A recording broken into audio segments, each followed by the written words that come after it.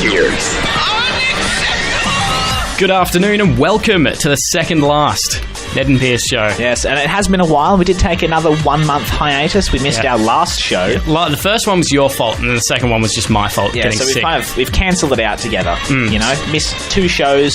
Each of it is our We'll share the blame here. Yeah, and in case you missed that, Pierce was sick last fortnight, so that's why we unfortunately weren't able to show up. But we're here today, and I think we've got plenty of stuff built up from last week to talk about. 100%. Big thanks to Paul for bringing us through to 12. And monthly recap, what happened while we were away.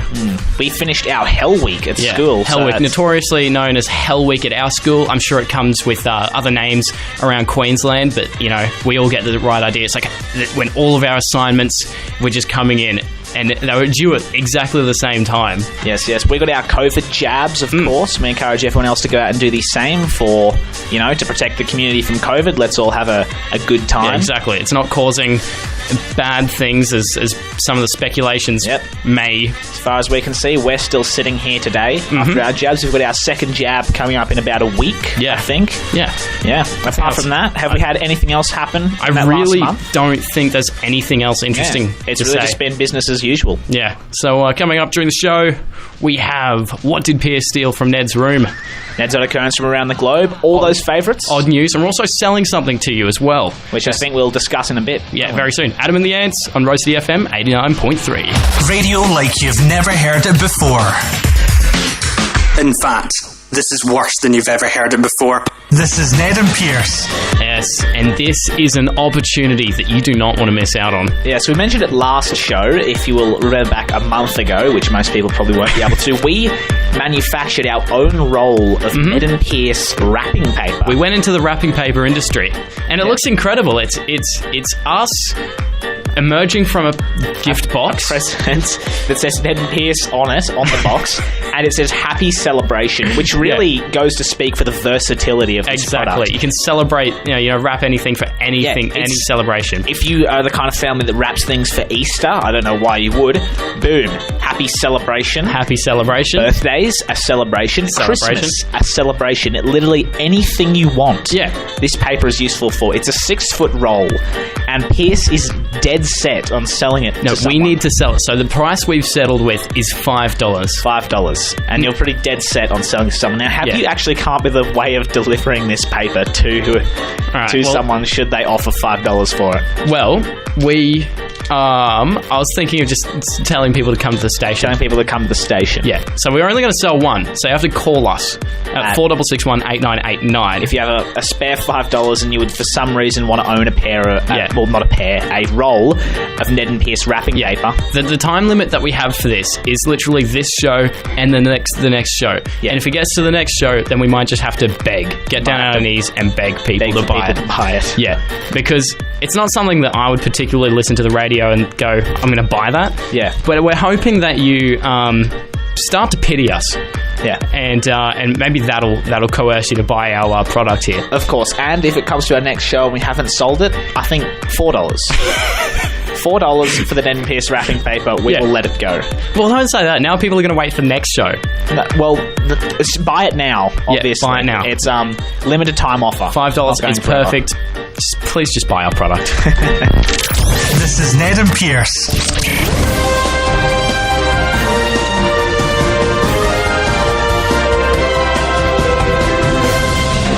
Welcome back to another episode of Ned and Pierce's Odd News from around the globe, your one-stop shop for all your weird and wacky news stories from around the world. Tonight, a woman that was attacked by an alligator in Utah has said that she loves him and that it shouldn't face any consequences.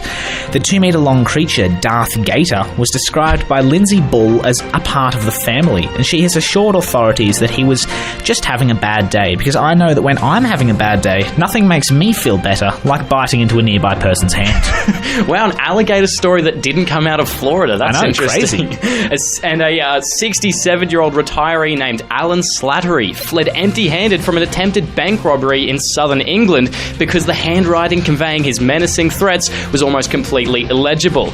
The bank tellers were left baffled as they struggled to read his message demanding to hand over the cash, which a team of code-cracking experts deep within MI7 later deciphered. Mr. Slattery was once he was caught, was then sentenced to repeating the first 6 years of primary school, where he'll be forced to work tirelessly to improve his handwriting. A judge has ordered the parents of a Michigan man to pay $30,441 to their son for throwing out his adult content collection, if you know what I mean. The dad said he had done his son a favour by throwing that stuff out, and I'm sure most parents out there can agree that this is a situation that they would all try to avoid. A fish with human-like teeth has been doing the rounds on the internet after it was caught in Nags Head, North Carolina. Apparently it's a pretty common fish, but not a lot of people had actually heard about it. And they were making fun of it too, saying that things like, it needs to floss and Mr. Ed is missing his dentures. But despite the harsh teasing, I reckon his teeth actually looks pretty good. And they're straighter than mine. And he's definitely cleaning them somehow, so I don't know. Yeah. A cow was recently spotted going through a drive-thru at McDonald's in Wisconsin. The cow was spotted by another customer with its head protruding from the back of a Buick 3 cars ahead. The cow was in dangerous enemy territory, only meters away from a grill full of beef patties, but luckily it got out of there, not between two buns. And finally, animal rescuers were called to a home in Singapore in which a woman believed there was a snake in her house. After sending a recording of a supposed hissing to the animal welfare workers, it was determined that there was possibly a cobra somewhere in her house. The noise seemed to be emanating from the bathroom, and as the animal rescuers investigated, they discovered an electric toothbrush which had been left on.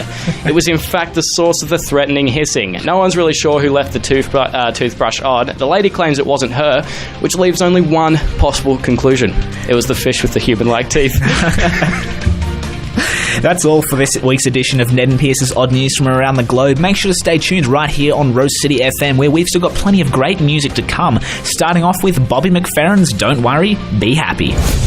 Ladies and gentlemen, welcome to the hottest radio game show. I'm your host, Pierce. Now, my co-host Ned has a very messy room, so I want to know, does he actually have any idea of what's in there? Probably not. The rules are simple. I take one item from Ned's room, and with only 3 hints from me, Ned must figure out what that item is. And if he doesn't, well, it's mine.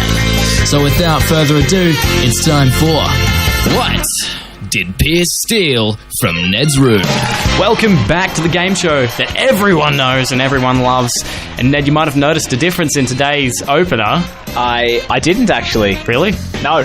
Oh, okay. I fixed up several issues that we had with it. Oh. Well, first of all, instead of referring to you as my buddy, I refer to you as my co-host. Second of all, it's now grammatically correct. Nice.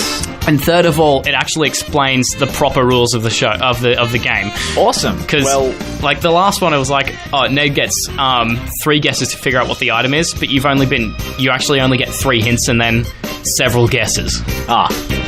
So yeah, now the rules are all cleared up. Of course. It's time for What Did Pierce Steal from Ned's room. Let's get on with the show. What is it? My first hint. Hint number 1. I think you're pretty much screwed if you don't have this because you're not going to know anything. Is that the hint? That's the hint. Okay, I'm screwed if I don't have it because I'm not going to know anything. Yeah. So my mind instantly goes to books. I'm thinking of because I think a dictionary from some random time on there. I had a couple of language books to translate things into Italian, something we used to do a lot. Yeah. So I'm going to go with Pierce. Is it an Italian dictionary? It's not. Oh. It is not your Italian dictionary. All right. Hint number 2. Okay. It's big. It's big. It's big. Okay. Is it a regular dictionary? My second guess. It's not a regular dictionary. All right. Okay. So more hint. One more hint. Okay. And the final hint is that you're on the right track. I'm on the right track as far as books go. Yeah. I've got... Hold on. I'm thinking. Back about a year ago, my grandfather, a philosopher, he loves books. Yeah. He gives me a very large book that I've really only looked at a couple of times. I'm really sorry, Grandpa. Yeah. But it was a pretty cool concept when I got it. And it is a big book. It's like a big book of... It claims to be everything. Pierce, is it the big book of everything? It's not the big book of everything. It's my big book of knowledge. Oh, that's the one I meant. That's it. That's the one he gave me. You lose on a technicality. It's now my big book of knowledge. No, I got that. That was the book I was referring to. Okay, because what you said was my big book of everything. You can ask my big book of everything doesn't make sense. I think I also do have a big book called My Big Book of Everything. Exactly. But is this also that was the large book my grandfather gave to me. So it's got a pirate ship, elephants, astronauts, volcanoes, some satellite. So basically everything on it. Yeah, it's a big book of knowledge. It's not, but it's not exactly everything because I don't see ants on here. I won in description. I described what it was because that's the large book my grandfather gave me. My big book of knowledge. Fine. You know what? I'm not going to complain anymore. If you want to claim this victory, then you can have it. It's very heavy. I don't want it anymore. Well, okay. All right. I guess you kind of win that one. We'll end it on a draw. It's on a draw. Okay. All right. And just I know we're finishing up our radio time here at Rose City FM, but I want to pitch just one last segment idea. Ooh. It's very similar to this, and we're not actually going to do it. I'm just going to see what your opinion. It could be something locked away for the future. Yeah. It's very similar to this. What did Pierce steal from the Rose City shopping world? What did Pierce shoplift from the... Is that a hit or a miss? Store? Well, if you're willing to put your criminal record on the line... It's a maybe. Yeah, you're also broadcasting to everyone how things you've shoplifted. This is Ned and Pierce. For a couple of quick community announcements, the Warwick District Country Music Club will be having their monthly social on the... Hold on, give me 1 second. There you go, your mic's on now, Pierce. Oh, thank you. They'll be having their monthly social at Railway Street Hall on Hamilton Street. The Railway Institute Hall on Hamilton Street. You are sloppy. God, my mouth is just full of marbles today, isn't it, Pierce? Jesus Christ. We'll start from the top for this one, and this time we'll get it right. All right. The Warwick District Country Music Club monthly social will be taking place at the Railway Institute Hall on Hamilton Street at 11 a.m. on the 5th of September 2021. This is a special Father's Day barbecue, so come along with your friends and enjoy a day of music. So there'll be some lunch, afternoon tea, a multi-draw raffle, and a lucky door prize. And I can see you're just waiting for me to screw this one up again, Pierce. So you can laugh at me. Walk-ups are welcome. There's a small entry fee, and if you'd want any more information on that, you can call Heather at 0417 038 992. I'll say that number again, Heather at 0417 038 992. There we go. We got that one out in the end. Pay attention.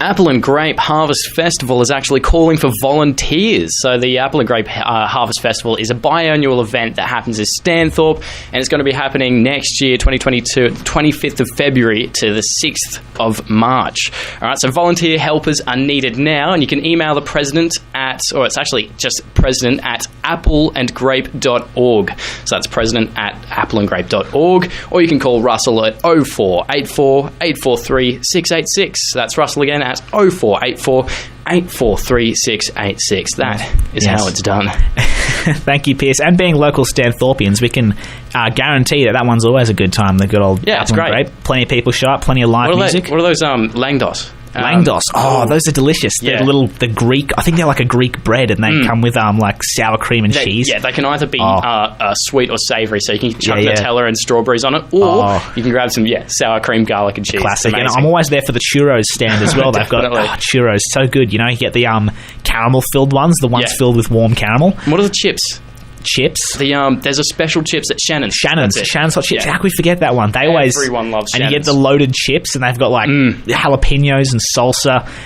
Amazing. Yeah. Always worth going to that one. But not just for the food. Not just for the food. There's plenty of there's live music. There's other things that happen. Yeah, of course. The food is obviously a major selling point. At the end of the day, it's all about the apple and grapes. Can't forget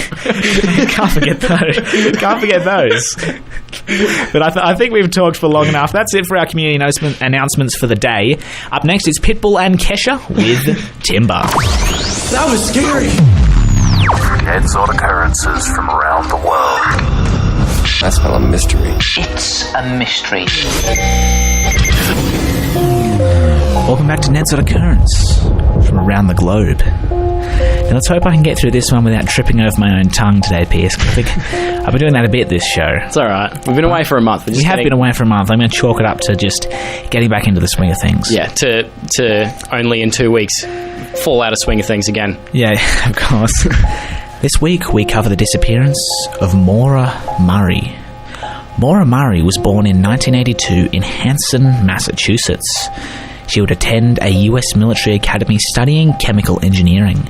She would receive an honor code violation there and therefore transfer to the University of Massachusetts to study nursing. She was very highly motivated and received high marks. She had a boyfriend, whom she was in a happy relationship with. It is unclear what caused her strange disappearance, but on February 7th, 2004, she would crash her father's car.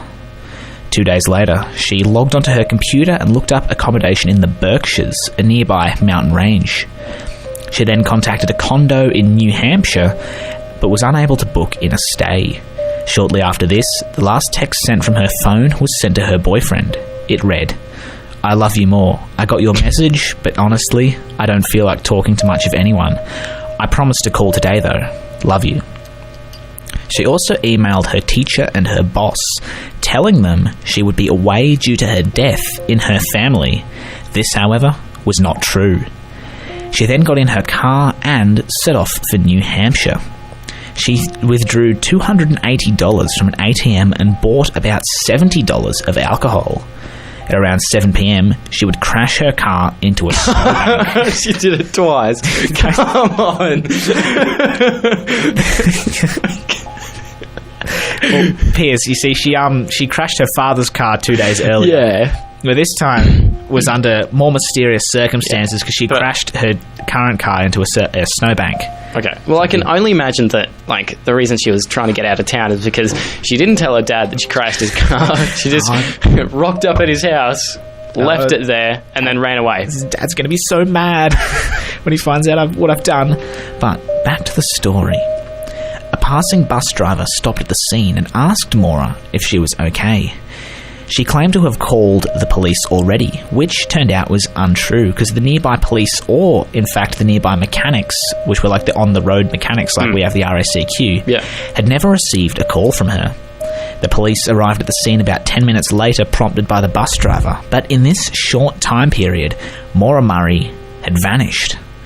30 minutes later, someone spotted Maura walking quickly eastwards about 3 kilometres away from the crash, and this was the last time Maura was ever seen again.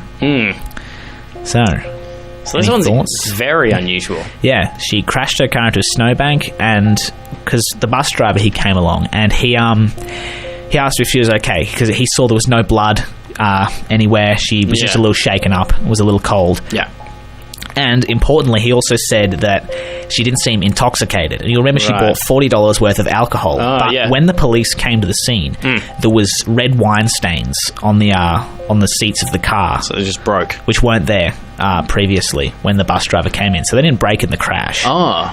Because this guy, he was pretty observant. He looked around pretty quickly. Yeah. And there was red wine stains in the 10 minutes between when he called and when the police arrived. Right. Those appeared there and Maura had gone.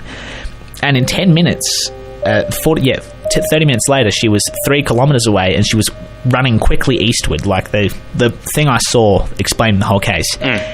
She described it as moving quickly, so she wasn't necessarily running. Right, but people do strange things when they're inebriated.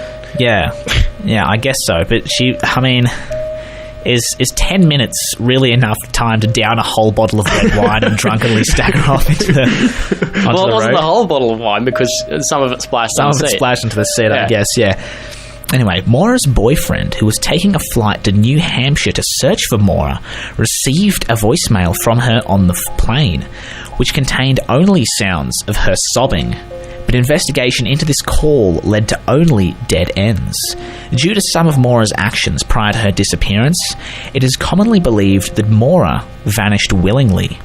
You know, she was... that's pretty evident through the fact that she, kind of got in the car and decided to drive there herself. And she was looking for accommodation in the Berkshires. Yeah. And she said there was a death in her family, which there wasn't, so she was lying to get out of work. Yeah.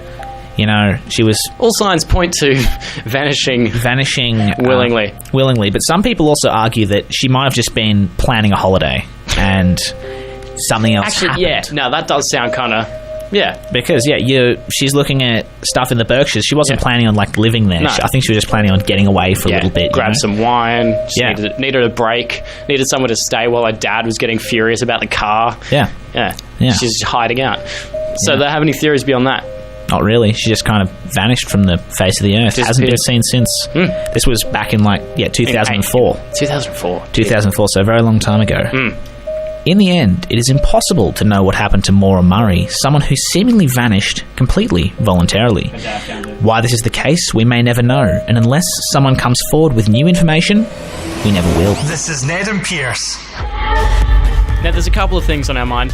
Yeah, there is. So, we'll start with art, Pierce. Why is art so easy? That's something you've been talking about. That's the question. Yeah. So, you don't do art, but I do. And we were talking about our Hell Week earlier, all of our assignments coming in together. Yeah. One thing that didn't worry me was art. Because no matter what I do, I can never seem to fail because all you need to do is make something and explain why you made it. Explain that it is in fact art. Yeah. You've I've seen a lot of your art projects, and a lot of them are well, how would you explain your art projects to people, Pierce? Not that good. Not that great. Yeah. What was it? Your most recent one was just taking a massive. I just took a picture of myself and then spread it out amongst 40 pieces of paper and stuck it on a wall. And then you just filmed people's reactions going past it. Yeah. I passed. You I got away with it. And you know what the feedback the teacher gave me was? It was something about potential, wasn't it? Yeah, the teacher was like, Pierce, this artwork has so much potential. I'm like, thank you. I gotta probe the mind of Pierce Johnson a bit here. Where did the idea to stick a big picture of yourself on the wall actually come from? Well, it just came out of me trying to think of something. And then I just decided to take a photo of myself and then put it on the wall. But because you can't just say, I randomly had the idea in art, you have to have some sort of development. I decided to reference dictators, some of my favourite dictators like Stalin, Mao Zedong, Kim Jong-un's dad. I wouldn't use the word favourite before dictators, but inspired by some of the dictators of the past. Well, that's what I put in my art assignment, was my favourite dictators. Of course. I thought it'd freak the teachers out. But I won $70 last year. For an artwork that took me 7 minutes to make. 7 minutes. You watched me do it too. Yeah, it was just. It was supposed to be out. Didn't you say it was about the bushfires or something? Yeah, it was something like that. But it was just like an orange piece of paper collaged onto a black piece of paper with a bit of yellow. It wasn't much, but I won on a technicality because I was the only person entering in that category. And that's the greatest way to win an art contest, isn't it? On a technicality. On a technicality. Now, spicy food is the other thing. We just don't understand. Or I don't understand. I'm not sure about you. I don't know what your perspective is on it. Well, spicy food, it's a bit like wanting to eat your food when it's in a bad mood, when it's angry. I like to be able to bite into a sandwich and not have it bite back when I get into one of those juicy jalapenos. Yeah, I don't understand because it's painful. Yeah. Yeah, it is painful. Now, I'm gonna go a little against you here, Pierce, in that I enjoy a little bit of spice. I can tolerate a little bit of spice on my food, like the kind of stuff you get from store-bought chili flakes. It's a bit risque. Spread it on, and it adds a little bit of a little extra zing, a little extra snap to your food. That's what you reckon's good about it. It adds a bit of a snap to it. It starts to get a little crazy because it does get crazy. Yeah. I recently, for my dad's birthday, he loves spicy food. Oh yeah. And I bought him this little tub of that Reaper paste. Oh yes. Now, we've had an experience with this Reaper paste before.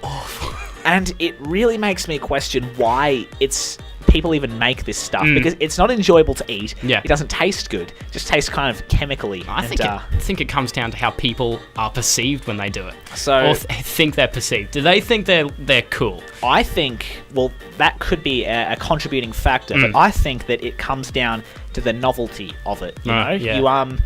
You bite into something and you experience something really hot, and you only do it once because it's an experience. Yeah. And you gotta have a little bit of fun every now and then. Picture this: you're in the supermarket, yeah. Yeah. And you're grabbing something. You're grabbing the mild chips. Yeah. And then walking up behind you is this big scary person. They look down at you and then grab the extra hot chick. Extra hot. It's definitely kind of like a way to exert your dominance over someone just subliminally. Yeah, you know? there's something going on in your head. You're just bragging. If you eat chili food, you're bragging. You're bragging. It's just bragging. This is Ned and Pierce. It has come to the end of our show. Which is wrapping up our second last radio show here at Rose City FM. Of course, second last show retrospective. We looked at some interesting things today, I think. It's still debatable who won, what did Pierce steal from Ned's room. Because I've got your big book of boring here. Yeah. It's kind of heavy. Maybe we can rip it in half and we can each keep half of it. You know? Don't I'll keep the politics and tech section. You can keep the animals and geography section. There we go. Comes to a bit of a compromise. Medium-sized book of knowledge. Yeah, that's a good compromise. Roughly around there. And we came up with a new idea for a segment in between the breaks. Conversation station. Ned and Pierce's Conversation Station. A bit of a rip-off of Hamish and Andy's Jazz Chat. But we'll overlook that. Yeah. Also, I noticed that no one really called us about our wrapping paper. Yeah, surely, that was just the phone system dying because of all the calls that were coming in. Yeah, it's not because no one wanted the wrapping paper, but it is still on offer. It's only $5. It looks like we're going to have to resort to begging next show for people to buy our wrapping paper. But that wraps it up for today, and it looks like Peter is set up in the next room, ready to go. He'll be taking you through to 6. So that's it from us. We'll see you in a fortnight. Radio like you've never heard it before. In fact, this is worse than you've ever heard it before. This is Ned and Pierce.